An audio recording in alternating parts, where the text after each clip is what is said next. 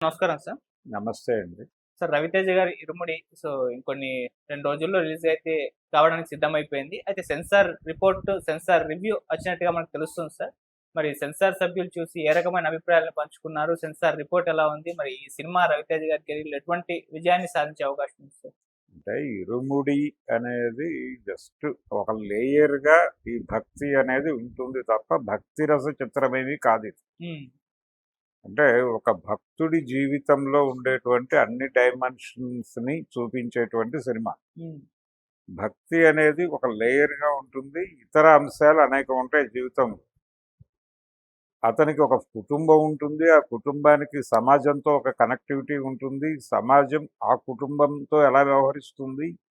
ఈ కుటుంబానికి ఎదురయ్యేటువంటి సామాజిక సమస్యలేమిటి? వాటిని పరిష్కరించుకోవటానికి ఇతన్ని మోటివేట్ చేయటంలో ఈ భక్తి తాలూకా పాత్ర ఏమిటి? ఈ పద్ధతిలో నడిచినటువంటి సినిమా అది. వాళ్ళు ప్రమోషనల్ కంటెంట్ ప్రారంభించినప్పుడు ఈ సినిమా గురించి ప్రాపర్‌గా అర్థం కాలేదు. ఇదేదో ఒక తండ్రి, కూతురు ఎమోషన్ ఉంటుంది ఈ సినిమాలో భక్తి నేపథ్యంలో.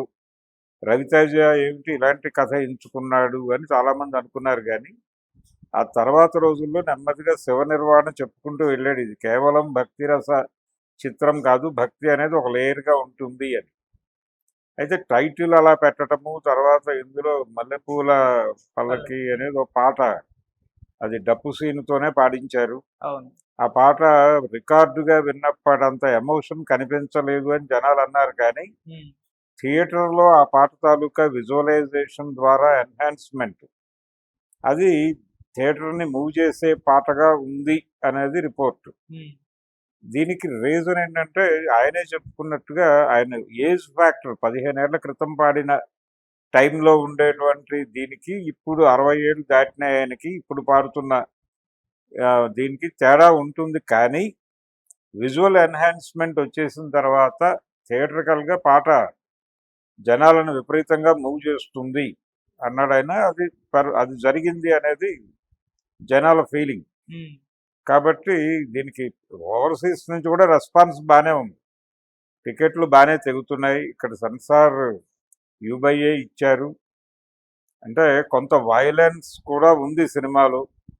ప్రతి ఆర్టిస్టు సినిమాలో నటించిన ప్రతి ఆర్టిస్టు మొన్న ప్రీ రిలీజ్ ఈవెంట్‌లో చాలా ఎమోషనల్‌గానే మాట్లాడారు. హ్మ్.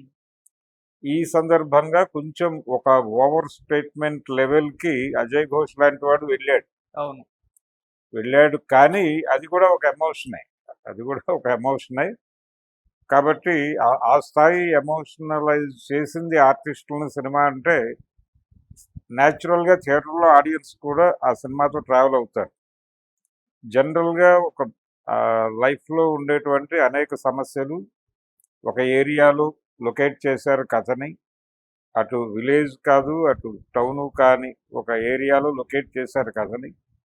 అక్కడ ఆడపిల్లల చదువు దగ్గర నుంచి ఉన్నటువంటి సమస్యలు, వాళ్ళని స్కూల్లో ట్రీట్ చేసే పద్ధతి నుంచి సమాజంలో ఎదురయ్యేటువంటి ప్రమాదాలు, వీటన్నిటినీ చూపిస్తూ ఎంత ప్రొటెక్టివ్‌గా ఉండాల్సిన పరిస్థితి ఉండింది సమాజంలో అనేది ఎక్కువ హైలైట్ అవుతుంది. హ్మ్.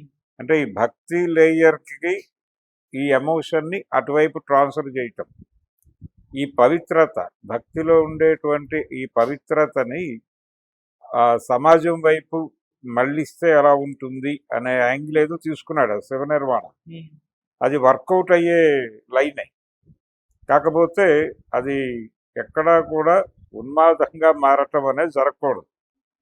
ఈ భక్తి కానీ, మతం కానీ దీని తాలూకా ఎలిమెంట్స్ వ్యక్తిగతంగా వినియోగించబడితే అవి ప్రమాదం కంటే కూడా కొంత ప్రయోజనకరంగానే ఉండొచ్చు. కానీ ఎప్పుడైతే ఒక పొలిటికల్ ఏరియాలో దీన్ని వాడాలనుకుంటారో అప్పుడు జనాల్ని రకరకాలుగా లీడ్ చేయటానికి చాలా ఎలిమెంట్స్ పట్టుకొస్తారు వాళ్ళు. అది ఉన్మాదాన్ని క్రియేట్ చేస్తుంది. ఇది ఉన్మాది పాత్ర కాదు. ఇది సెన్సిబుల్‌గా ఉంటాడు. సెన్సిబిలిటీస్ పెంచటం కోసం భక్తి అనేది ఉపయోగపడుతుంది. అందులో ఒక సామూహిక తత్వం ఉండాలి అని అనుకున్నాడు తను. ఆ సామూహిక తత్వం కలిగించటం కోసం అయ్యప్పని ఎంచుకున్నాడు. హ్మ్. అయ్యప్ప భక్తులు జనరల్గా మాలేసిన తర్వాత ఒక స్పెషల్గా ఉంటారు వాళ్ళు ఒక చోట ఎక్కడో ఒక కుదురు పెట్టుకుని ఆ కుదురు దాని తాలూకా ఆ లైఫ్ స్టైల్ ద్వారా వాళ్ళు పొందేటువంటి జ్ఞానము ఇతరులకి కలిగించే జ్ఞానము మాల వేసిన తర్వాత తీసిన తర్వాత తేడాలు ఉంటాయని ఎందుకంటారంటే ఈ ఈ కమ్యూనిటీ లివింగ్ లో కొంత విషయం సాధిస్తారు వాళ్ళు. తమలో ఉన్న తప్పులు సరి చేసుకుంటారు, ఎదుటి వాళ్ళ తప్పుల ద్వారా తమ తప్పులు ఏమిటో అర్థం చేసుకుంటారు, తాము ఎలా బిహేవ్ చేయాలో ప్రపంచంతో అర్థమవుతుంది, ఎలా కమ్యూనికేట్ కావాలో అర్థమవుతుంది. ఇలా చాలా జ్ఞానం వస్తుంది ఆ సామూహిక జీవనంలో నుంచి. అందుకని అయ్యప్పని ఎంచుకున్నాడు డైరెక్టర్. అది తెర మీద కన్విన్స్ చేసిన పద్ధతి ఆడియన్స్ని డెఫినెట్గా ఎమోషనలైజ్ చేస్తుంది అనేది వినిపిస్తున్న మాట. ఆ ఎమోషన్ ఉంది, కాకపోతే కొంచెం వైలెన్స్ డోస్ ఎక్కువ ఉంది అనే ఉద్దేశంతో వీళ్ళు ఈ U/A ఇచ్చారు. సో ఇది టోటల్గా ఇరుముడి చూసిన జనాలు సెన్సార్ వాళ్ళు ఫీల్ అయినటువంటి విషయాలు. Okay sir, thank you so much.